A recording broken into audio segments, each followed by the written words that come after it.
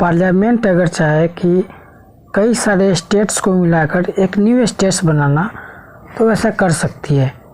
Article 3 के द्वारा parliament को ये पावर दी गई है। जैसे पार्लियामेंट अगर चाहे इस राजस्थान, इस उत्तर प्रदेश, इस हरियाणा और इस मध्य प्रदेश और इस छत्तीसगढ़, है ना, इन सारे स्टेट्स को मिला करके चाहे एक न्यू स्टेट्स बनाना, है ना, एक नया स्टेट बनाना, तो पार्लियामेंट ऐसा कर सकती है। साथ ही पार्लियामेंट अगर चाहे कि किसी स्टेट्स को तोड़कर कई सारे छोटे छोटे पार्ट में बांटना, तो पार्लियामेंट ऐसा भी कर सकती है।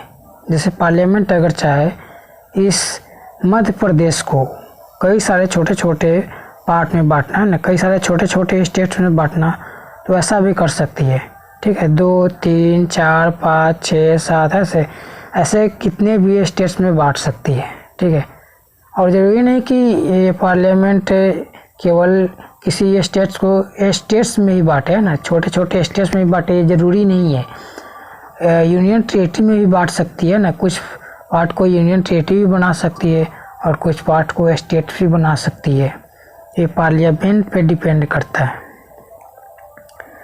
अब पार्लियामेंट को एक और पावर दी गई है कि पार्लियामेंट किसी भी स्टेट्स का नाम बदल सकती है। ठीक है, जैसे पार्लियामेंट चाहे अगर इस राजस्थान का नाम बदलना तो बदल सकती है, चाहे छत्तीसगढ़, मध्य प्रदेश, महाराष्ट्र, इंडिया के किसी भी स्टेट्स का अगर चाहे पार्लियामेंट नाम बदलना तो बदल सकती है। साथ ही पार्लियामेंट अगर चाहे कि किसी भी स्टेट्स के बाउंड्री को कम या ज़्यादा कर दे, है ना, उसके बाउंड्रीज में परिवर्तन कर दे, है ना, तो पार्लियामेंट ऐसा कर सकती है। आर्टिकल 3 के द्वारा पार्लियामेंट को ये पावर दी गई है। जैसे पार्लियामेंट अगर चाहे कि मध्य प्रदेश के बाउंड्रीज को हम इतना ही रखें ना, इतना ही बड़ा रखे, तो पार्लियामेंट ऐसा कर सकती है। तेलंगाना के बाउंड्रीज को हम इतना ही रखें, ठीक है, तो ये पार्लियामेंट ऐसा कर सकती है। ठीक है, अब क्वेश्चन यहाँ पे आता है कि पार्लियामेंट ये करेगी कैसे।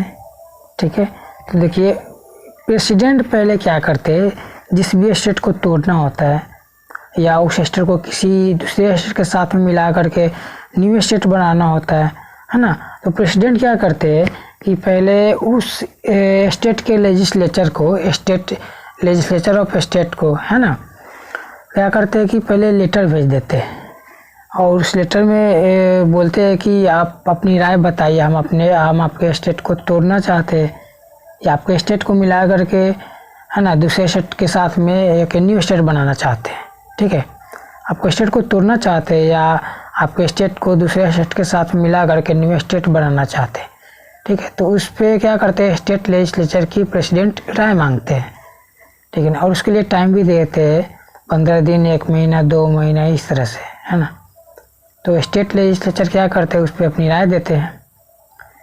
अगर किसी कारण से मान लीजिए कि स्टेट लेजिस्लेचर अपनी राय नहीं दे पाता है ना उस दिए गए टाइम में, ठीक है, तो तब प्रेसिडेंट क्या कर सकते हैं, तब प्रेसिडेंट और भी ज़्यादा टाइम दे सकते हैं, है ना, या फिर अपनी मर्जी के मुताबिक जो चाहे कर सकते हैं।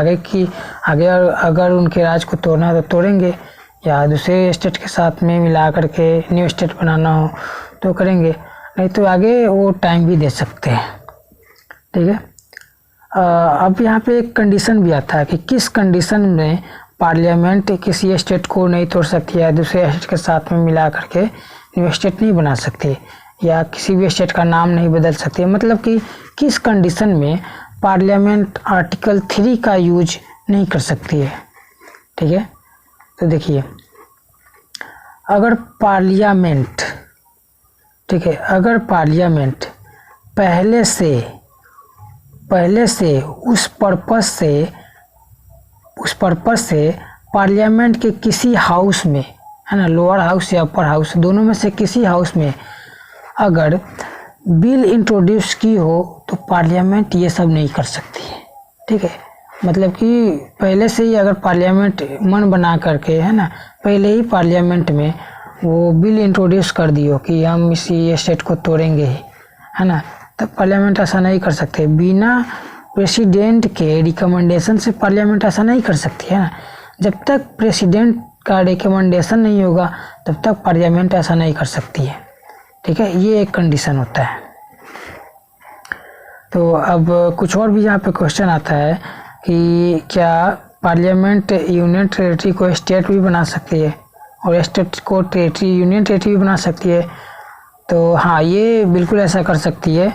यूनियन टेरिटरी को स्टेट बना सकती है और स्टेट को यूनियन टेरिटरी भी बना सकती है। साथ ही छोटे छोटे जो टेरिटरी होते हैं, देखिए यूनियन टेरिटरी अलग होता है और टेरिटरी अलग होता है। यूनियन टेरिटरी का मतलब होता है केंद्र शासित प्रदेश, टेरिटरी का मतलब होता है क्षेत्र, है ना, क्षेत्र मतलब एरिया। तो अगर पार्लियामेंट चाहे कि बहुत सारे टेरिटरी को मिला करके एक न्यू स्टेट बनाए तो पार्लियामेंट ऐसा कर सकती है, पार्लियामेंट को ये पावर होता है। साथ ही अगर पार्लियामेंट चाहे तो यूनियन टेरिटरी से स्टेट और स्टेट से यूनियन टेरिटरी बना सकती है ना। उसके बाउंड्रीज में परिवर्तन कर सकती है, नाम को बदल सकती है, ठीक है। अब एक और क्वेश्चन आता है कि क्या ये जो होता है यूनियन टेरिटरी कहीं पे भी पार्लियामेंट लागू कर सकती है, मतलब कहीं पे भी बना सकती है यूनियन टेरिटरी? तो ऐसा नहीं है। इंडिया के किसी भी स्टेट में तो बना सकते हैं, लेकिन जो प्रोवाइजो स्टेट होता है, प्रोवाइजो स्टेट, वहाँ पे पार्लियामेंट यूनियन टेरिटरी नहीं बना सकती है, ठीक है।